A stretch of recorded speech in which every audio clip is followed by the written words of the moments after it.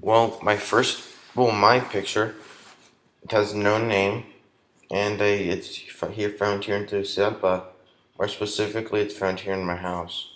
It has no name, and it's drew by an artist, which first letter of his first name is L, and his last name is Yergio, spelled Yergio, and it was made in 1997. At least for what it says on the painting itself. So, my first reaction to the artwork was a soothing one. I think it was like this because of the cool colors used. It does not use any warm colors that stick out in the painting, unlike many paintings found today. Uh, let's see. Okay, and in this painting, we pretty much I could describe it as a painting of cool colors primarily, in which they use mostly greens, blues, and grays. On the bottom of the painting, on the foreground, is a grass. Is the grass, and you can see that there's a space where no grass is growing. This it will be with the hose, not hose. I mean a road that a small amount of people would travel on, and which we could also see people traveling on in the picture. In the middle ground of the painting, we see a huge rock and a huge tree, with a small, tiny forest behind it, as if there was part of the forest. As if they were part of the tree. And this part in the middle ground is where we actually see the person walking in towards the distance. Lastly, in the upper grounds, we could see the mountains of the background. And these mountains are not white; they're either a very light gray or or light green, because they do represent forests and greens, much like what the painting is originally drawn with. But in this artwork, there's a lot of balance because the artist uses a lot of contrast in the towards from the foreground to the background, and has an average color in the middle. Like at the bottom, the more bottom you go toward in the painting, the foreground or closer, it's the paints are a little darker, while the higher it goes, closer it is to the sky, more specifically, it's a lot lighter color, either light gray or a lot blue. This also is a huge contrast. Like I said, with the balance, it also is a lot of contrast because the different value of light colors and dark colors depending on where you are in the grocery store. Uh, then the artist also uses a technique of emphasis and in the painting.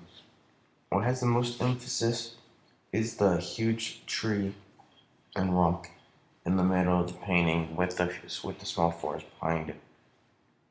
I think it's this way because like I said, there's a change in color, and this change of color is takes place with the trees, because the trees are a darker color and it stands out when compared to the grass that it's drawn on.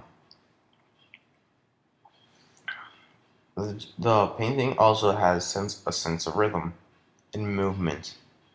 I believe that this sense of movement and rhythm takes place along the road, because a road is a path that one would travel, and the road also travels from the foreground all the way back to the background. So I think It extends on its own. It creates a sense of movement.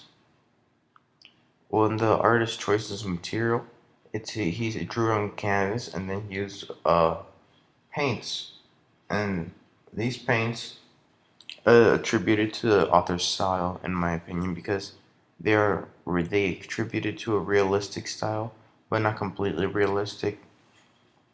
It was realistic, but it had a touch of surrealism, isn't it? Because of the texture, the type of paint used, created, created. Uh, I think the artist did work particularly hard on this uh painting because, despite its small size, which is it's probably around a foot and a half by a foot and a half. Despite its small size, the author did not the author did not forget to put in details. Did not forget to put in details, and these details are which gives the artwork character. And these details are actually, in my opinion, probably harder on a smaller canvas than it would be on a larger one because they're a lot harder to notice, and they ultimately prove how much time the artist put into the whole artwork. Uh,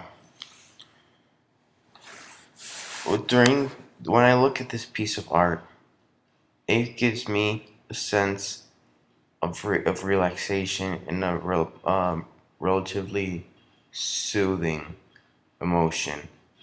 And I think it's because of the type of colors that this artist used. This artist used very cool colors like grays, light greens, blues, browns. They're warm colors that shout out to you are not very prevalent. They're not, nor in fact, they're not even prevalent at all. And with these cool colors, it gives us more of a soothing sensation. Uh, what I think this artistic has this. I think the artist implemented a theme of future, in my honest opinion. So I think that he implemented this theme of future because only one road right down the middle of the artwork, and there's a little group of people following down that road, but you can't see what goes on beyond that road. I mean, I think that's why it's the theme about the future, because I think this little person going on the road, and you can't really see what's going on at the end of the road, what he's gonna face, or what he or she's gonna face, what's in the future, what's in the path. I think it really symbolizes what the future is, within the uncertainty the future holds for us. At least that's what it is, in my honest opinion. Uh, I think based on this, I think this artist created this work because I think he was facing a tough time realizing this. I think the artist was actually facing a different time in their life. El Yergio, which as far as I could find his name. I think I was in a tough time in his life, and he really couldn't see where the future is taking him. Because there's absolutely no certainty in the future, like at all. It's really difficult to tell where you're going, and I think he created this to bring him back to a sense of relaxation, or a sense of acceptance that there's no certainty in the future, and that he'll never be able to know what's going to happen to him, what the future has in hold, and the what the future is holding for him. And I think this artwork really represents that. Uh, due to this, I think the artist has really a really down to earth view of the what the world is. I think the artist really, like I said, being down to earth. I think he's accepting the fact that he doesn't know what the future has in hold for him. And I think he really sees how the world actually can be a sense full of opportunity, full of chances, and and frankly, doesn't know what those chances are, and not yet. Not at least not yet. Maybe one day this artist will be a big shot. He doesn't know. He doesn't know what the future has future holds for him. But he has a down to earth view of what the earth is. So a place that gives you chances and opportunities in life that you have to seize it when the opportunity presents itself. And frankly, you'll never know when it will. Uh, let's see. Well, after conducting research on the artist Y. Yergio, my first impressions really didn't change. At least my first impressions on the artist really didn't change that much. Talking with my parents and knowing my parents personally, I know they would have probably bought from a local artist, and my theory was pretty much confirmed when I talked to them, and they said also someone they met when they were on a trip in Guatemala. And my first reaction to the work was that there's many people that have talent, that have talents in the world, and the person who drew this or created this per se does have a lot of talent, and it's a shame that these people don't really get the recognition that they deserve. But my first impression at first wasn't really changed at all.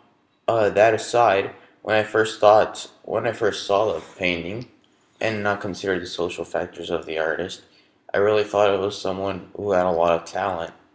And at least me personally, it could either be my lack of artistic knowledge, or the fact it could either that or the artist wasn't famous at all. Me not recognizing the name, and I thought that that the artist, oh yeah, he deserved a lot more recognition that he actually got. So after thinking and analyzing his artwork, I could apply to my own thinking that's life because I interpreted the road as a future, and I can bring back to my own way of thinking that life I cannot really control what the future has in hold for me. It's a road, and I really don't know what's gonna be on it. There could be bumps, detours, and there's bumps, detours, and the journey can be completely different from what I really believe it is. But at the end, if we all have this same destination, and I should stop worrying because no matter what I do, I will never know what the future has in hold for me. And I guess I just have to be ready to take the opportunities that present themselves to me. And how I think the art has influenced me the most. Thank you for your time, Mr. Gallo.